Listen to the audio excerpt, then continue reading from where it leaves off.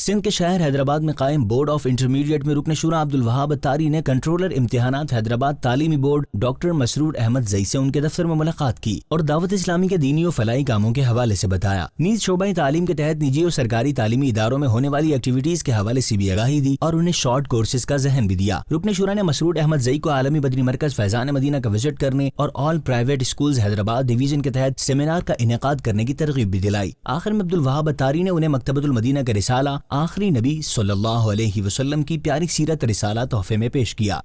میں دعوت اسلامی کا بہت شکر گزار ہوں کہ موجودہ حالات کی کشاکش میں اور موجودہ حالات کی ہمہ ہمی میں جس قدر علمی اعتبار سے، فکری اعتبار سے، تدریسی اعتبار سے، تفکری اعتبار سے، تہذیبی اعتبار سے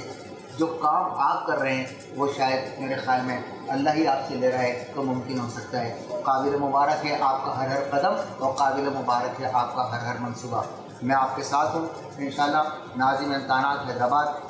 تعلیمی بورڈ کی حیثیت سے میں آپ کو یقین دلاتا ہوں کہ اپنے ایفیلیٹیڈ اسکولز جتنے بھی ہیں انشاءاللہ ہم بہت جلد اس کے اوپر ایک سیمینار رکھتے ہیں. آپ کو زحمت دیں گے، آپ تشریف لائیں، اپنی کتابیں لے کر آئیں. ہم اپنے پرائیویٹ اسکولز کی تمام ایسوسیشنز کو ہم ریکویسٹ کریں گے کہ برائے مہربانی آپ سپلیمنٹری کے طور پر یہ کتابیں لگائیں، اس لیے کہ طلبہ اور طالبات کی ذہنی تطہیر کے بغیر اور ان کی فکری آبیاری کے بغیر ہم ایک اچھے معاشرے کی تشکیل نہیں کر سکتے. رکن شورا عبدالوہاب اتاری نے شعبہ تعلیم کے اسلامی بھائیوں کے ہمراہ حیدرآباد کے علاقے قاسم آباد میں ڈائریکٹر اسکولز نواب شاہ ڈویژن غلام محی الدین جیلانی سے ان کے دفتر میں ملاقات کی اور دعوت اسلامی کے دینی و فلاحی کاموں کے حوالے سے گفتگو کرتے ہوئے انہیں ٹیچرز کی دینی تربیت کا ذہن دیا اور عالمی بدری مرکز فیضان مدینہ کا وزٹ کرنے کی دعوت بھی پیش کی، جس پر غلام محی الدین جیلانی نے دعوت اسلامی کی کاوشوں کو سراہتے ہوئے اپنی نیک خواہشات کا اظہار بھی کیا.